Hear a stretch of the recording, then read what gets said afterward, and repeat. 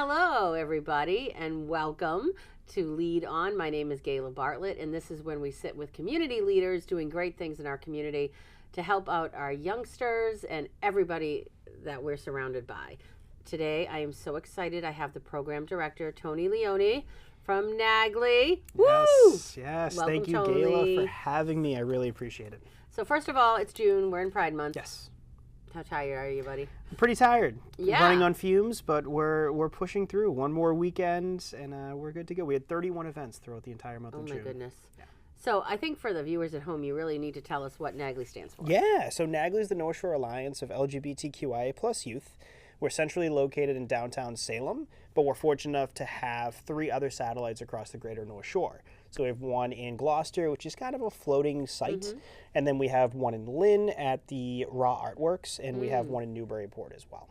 Great. Yeah. So when people think of the youth, I think it's most people think of teenagers. Sure. But what's so great about your organization, and we talk about this, the Little Rainbows, you start with their preschoolers, right? Yeah, preschool, kindergarten through elementary. Yep, for our Little Rainbows. So we start with our Little Rainbows group. That's more of just playtime, just kind of a time for youth and their parents to come in and work on maybe some family therapeutic skills, family dynamics, conflict, but also just a large play date for adolescents within that age range that might not identify anywhere within the community or might not know yet. Just a really nice, chill, relaxing place for them to come in and be one with others. And then we go from there, we go for Little Rainbows, then we go to elementary school? So we go to middle school. Middle school, Yep. oh, the middle school. Middle school group is great. It's 10, 11 to 13 or 14. And that's really starting to work on those educational topics. So, peer-to-peer relationships, how to handle conflict within middle school. A lot of our youth within that age range are trying to find themselves and navigate their gender identity and or their sexual orientation. So that's really a time for them to explore, but also to have that peer support and that adult support. So, and then we go to high school. Yes. Yep, so we have our now it's called our teen support group, so we changed up the names a little bit, and that's for our 14 to 17 age range. Okay. And they're really working on those educational skills. So those transitional skills into high school, those transitional skills into adulting, being able to know what risk reduction means, and having those skills of healthy boundaries and consent, especially within a marginalized community. Right, and then your ages go up to 23, though, correct? So then you Yep. have, so it's going to be, what is it, 18 to 23? Yep. So 18 to 23 is our queer adulting group. I love that group. It's a really great group. It's one that we developed a couple years back.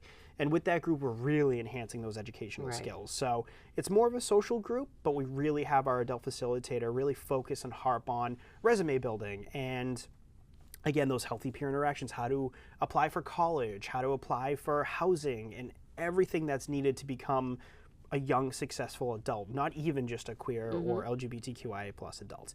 So just navigating how to become an adult. And I think it's important too. I went and toured the space, and I had one of your young ladies showed me around. She was very excited about everything, and it's such a beautiful space. It's very welcoming. It's colorful. It's bright, and you can tell they're going right into you have the computer set up. They're doing homework. There's like, I call it like a rec room. Yeah. And then they have their art room. And then there's the closet, and I think I've always been the most interested in the closet. I think it's really cool, and she was explaining to me if someone wants to try drag, they can do it there, and that if they can't, they can't dress a certain way at home, they can dress in that space and they're safe. Yeah, exactly. How cool is that? It really is. I think our gender-affirming boutique is such an instrumental part of what we do within the space. It's all donated clothes, and youth can come in during specific times and really shop and pick out any clothes they'd like for free, whether it be gender bending, right, or gender expression, or exploring how they might want to express themselves, right? They can go in that space and change and work on makeup and however they want to express, whether it be within that space or they can take it home with them and explore a little bit more. Which is wonderful. Yeah. And I think it's so important now. We have such, there's so many organizations that you work with too. And I think that is wonderful. And I know I talked to you earlier before we started that every time I go on the website, I'm like, oh, something new. Yes. Oh, something new. So HEART. Yes. So NAGLY's Health Education and Risk Reduction Team. Yes, so HEART has been around since the beginning. Heart has been around since even before I started in 2017. And with Heart, we're really focusing on that risk reduction. So safe sex, right? How to apply for different services, how to make sure that you get on PrEP or PEP, which is kind of pre-exposure maybe to different sexually transmitted diseases. So really to make sure that we provide that education on what that looks like, right? Within the confines of age-specific programming. Specifically for our 14 to 23 age range, we're really focusing on that risk reduction. But also it talks about consent and healthy relationships and boundaries and making sure that we're able to advocate for ourselves and have those trusted adults to help advocate for ourselves. I think it's so important too that you work with the schools. Correct. Because there's a lot of things that you spoke of that we don't teach in schools. Correct. People won't teach at home. Yep. And I think that is what's so important about NAGLY and any of our other organizations that, that help the kids. Because, first of all, if they're, they're transitioning, I mean, that in alone is overwhelming. Sure. And like I said, I just had a talk with Emily from Mental Makeover, mental health awareness, and the suicide rate in general is high. Yes. But when you talk about our kids that go to NAGLY, I mean, it's high. It is. It's interesting because we try to work with so many school districts. Right. We can do as much of the work as we need to and can within our space, but once our youth leave our space, that's where we get worried because that's where society kicks in and political views and just pure hatred, unfortunately. So we're fortunate enough to be able to serve youth from well over 42 cities and towns within the North Shore. And on top of that, we also serve about 32 to 35 school districts. That's huge. Yeah, so we try to get involved. We do teaching, and do education. We have a whole training curriculum on how to support LGBTQIA plus youth all the way from kindergarten up to age 23 within colleges and universities as well.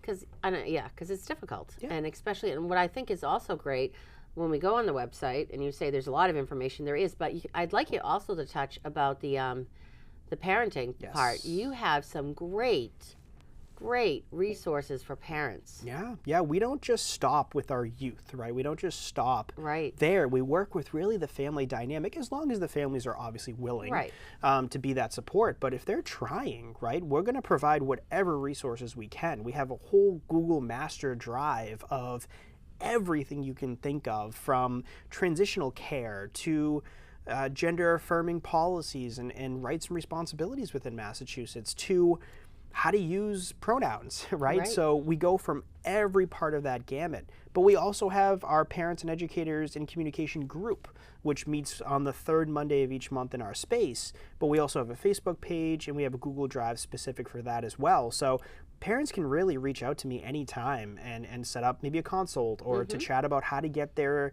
youth or kiddo within the space or how to just support.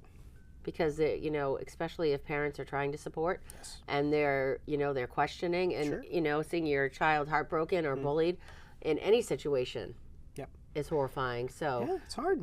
You have so many support groups, which are great. And then we got to talk about some of the cool classes. I went on, oh my goodness, I can't even keep up. So just a few of the things I saw, because like I said, there is so much going on. I don't even know how you keep the calendar straight. I'm like, wow, there's art, there's some photography, really cool thing going on. What else is there? Just on the homepage, there's like... So we have D&D for different age ranges. D&D is Dungeons & Dragons? Yep. Okay, you have to be really careful. I know. Tell me Dungeons what these and things Dragons, mean. yes. I'm like, because I'll say, what? Yeah. So it's one of those things where it's a role-playing game. But it's been around since I was young. So yes. That part I get. I get Dungeons & Dragons. Yeah. But I think the real cool part about that was good. I think we try to involve the therapeutic standpoint. Oh, okay. Because a lot of our youth, right, are kind of role-playing in their life, right? So it's kind of a cool way to segue how we can utilize a game that has existed for so long and incorporate that into a marginalized community as a sense of role play, right? Yeah. Maybe they're not able to be their true authentic selves quite yet outside in the community, but when they jump into this realm or this game, they were able to do that. Now we want to work on our youth to separate that as well. Right, we don't right. want it to deepen too much, but to be able to utilize that role play experience, I think, is crucial. And there's so many therapeutic articles and evidence-based material that supports that, which is really cool. That's so cool. Yeah. How many people do you get at that? Because so we have two separate ones. We have one for our middle school group, which we keep sub-separate. That's our probably highest attended group. That's about 10 or 11 each week. And then we have our 16 to 17 to age 23 group. That's a little bit more drop-in based. That's about 5 or 6 each week. So we try to keep them as cohorts. Yeah, so pretty small. Yeah, so cute. I know. I was like, isn't that almost what is? I'm surprised you don't do anything with Harry Potter. I know. What was that next? Because I mean, maybe. Yeah. I mean, there's got to see. be some therapy in there that you can go. You talk about the realms. Yeah, if we're going through realms. Yeah, there's so many different facets to role play games and to how to work with our youth without maybe having a sit-down conversation with them. A lot of our youth don't like that. Don't like that one-to-one conversation. Confrontation like exactly. that. Yep. So we try to do as much as we can within that group dynamic. They respond differently. Exactly. I have a 20-year-old. Everybody responds differently now. Exactly. It's like, okay. Exactly. Boundaries. Got it. Okay. So you do so much also in that space. You have a gift shop. Yep. So you sell all kinds of great things for NAGLY. We do. You have Halloween rubber ducks. Oh, yeah. What else do you have? You have all the Pride stuff. I saw that. So that's in the little gift shop. And being that you're right in the tourist center. I know. I think what's really cool about our Pride Marketplace is that we don't just sell merch for the space, right? We also have youth artwork. So if youth want to make something and sell it and make a little bit of money off of it, they can do that. We obviously don't take any of the proceeds for that. So they can make a cool piece or bracelets and do it within the space and have a little bit of like autonomy of like, oh, I want to price it at this. So yeah, it gives them a little bit of skill to have a little bit of like their own kind of gift shop. That's neat. Yeah, which is kind of cool. And with the tourists coming in, a lot of them think that we're a storefront, right? Until you're right there. Exactly, until they really walk down and see the space. But I think that's kind of cool too, because then youth or families come in, right, and they might be from different parts of the country that don't have a NAGLY, right, or don't have that support. Right. And they come in to grab a pride flag, but then they sometimes leave in tears, right, in good tears of like, wow, I wish we had this where we are. So it's really heavy, but it's really powerful as well. And maybe they could start one where they are. Exactly. Which would be huge. That would be. Absolutely. That would be. And you do other fundraisers, so the Red Party. Red Party. Okay, I went not this year, but last year. Yep. That is amazing. So talk about a fundraiser. Yeah, so it is a fun. It is. It's a fundraiser. fundraiser. So with our Red Party, we've been doing it technically for about 5 years at this point. We actually started in 2017, and there was like a lapse for like 4 or 5 years, and we brought it back after the pandemic. And our new executive director really wanted to push that as our kind of like main fundraiser, like our go-to gala for the year.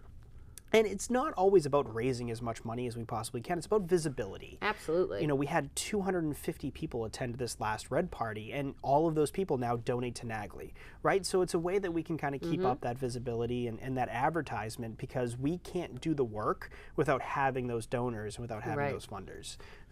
Yeah. And another way that I know you said on their website, you need snack bags and they need snack food. So okay, the kitchen area. Yes. Oh my goodness. First of all, you've got a lot of teenagers in there. We do. Teenagers can eat. Oh, yeah. Yeah. And this is their happy space, and they're doing homework, they're crafting, they're cooking. There's a kitchen. I saw the kitchen. It was a great tour, by the way. It was very good. Good. I'm glad. So you see everything. So talk about how people can buy them and get them shipped to the space. Go ahead. Yes. Yeah. So if you exciting. Oh yeah. So if you go on our website, it has like kind of that donate list or donate button. Under there, you can find our Amazon wish list and our snack list, essentially. So you can literally just go on there. I update that as much as I can with all the different snack packs that we have, and you can just kind of go to town, and we would absolutely love that. One thing we do have in the space is our kitchen skills workshop, which is really cool because it gives youth that are interested in maybe culinary or mathematics to be able to kind of jump in the kitchen and work with an adult to be able to scale recipes and basically make food for our youth for that night. Oh, that's neat. I didn't get that in the tour. So yeah. So that's really cool. That's on Fridays. So that's a cool time for any youth within the ages of middle school to 23 to come in and really focus on those skills and hone in on those skills. We do knife skills. We do again, we really try to focus on the mathematic aspect, but really being able to come in and say, hey, I want to cook this today, or hey, let's do this for next week.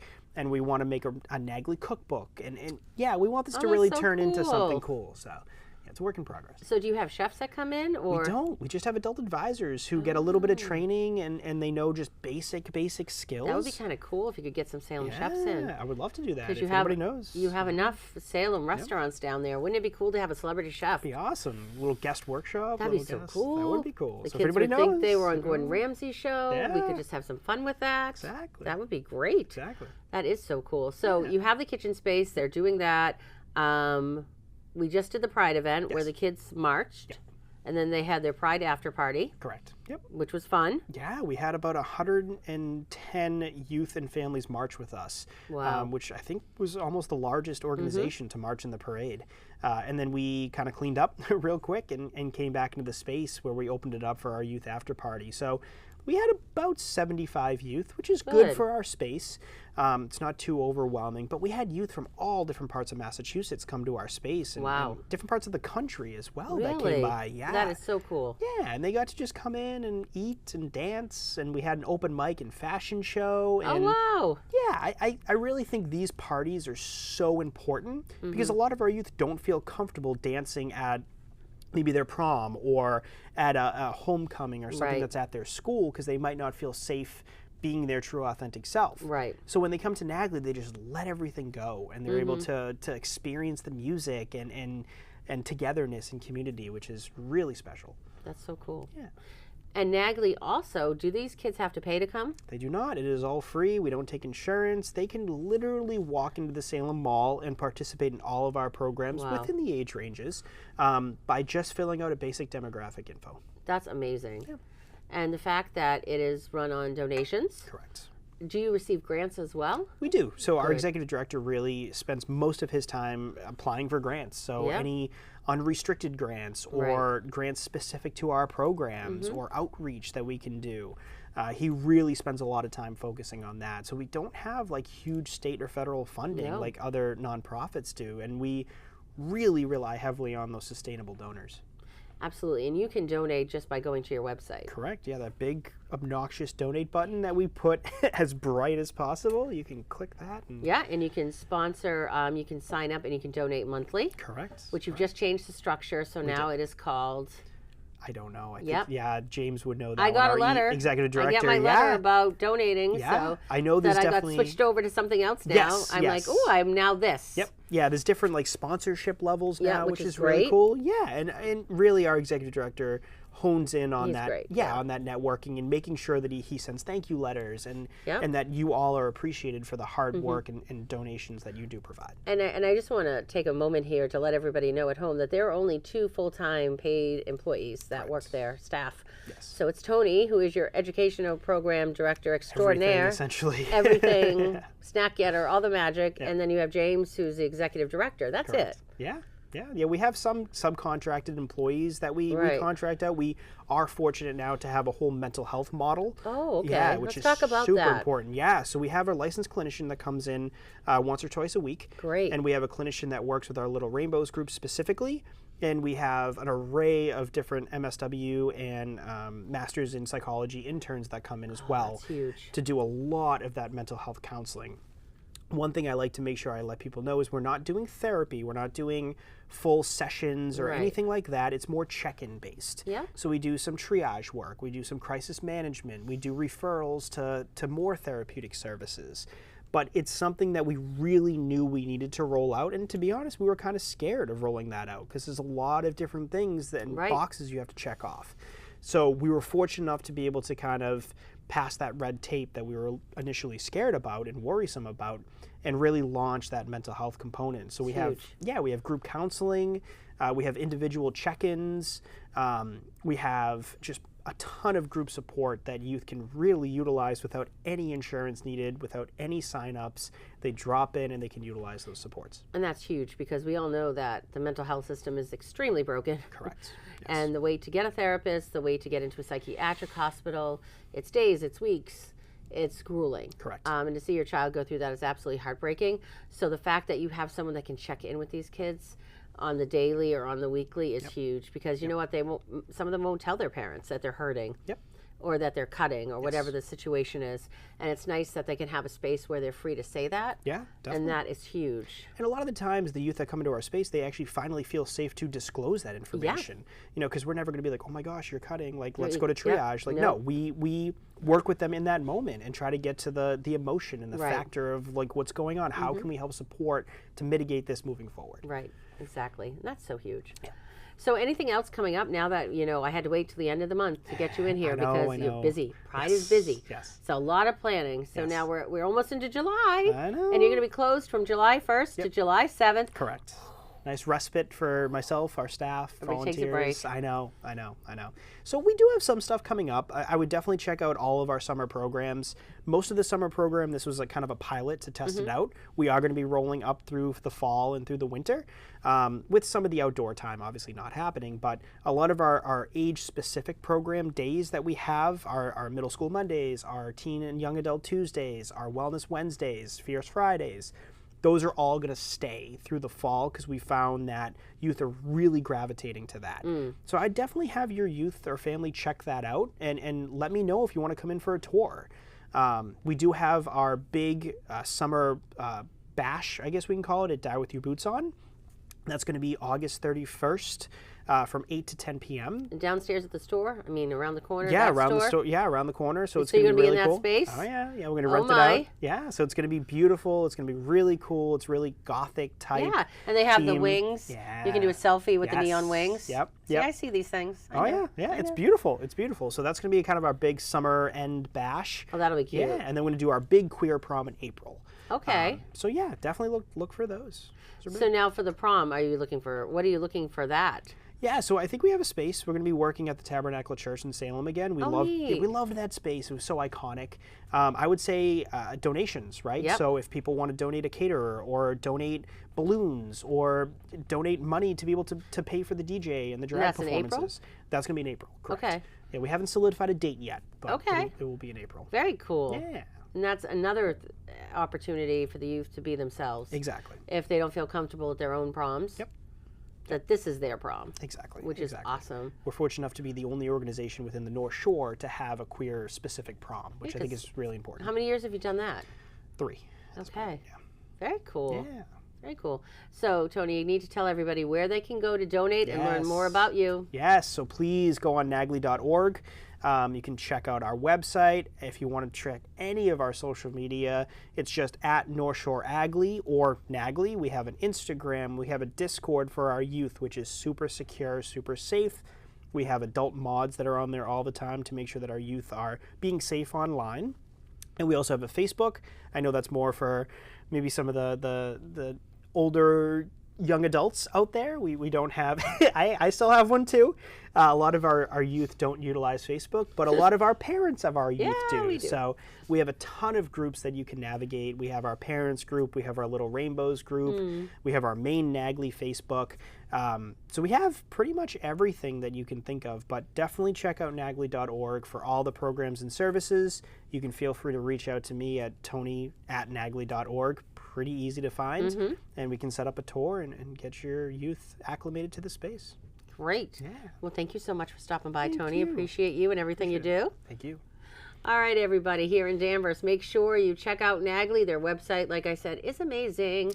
And if it's not resources you need, I'm sure there's someone you know that you can help, and this will definitely put them on their journey to finding a safe and inclusive space. So thank you so much for that. Thank you. And Danvers, we'll see you next time when I meet with some more community leaders here and about the Danvers area. Take care, Danvers.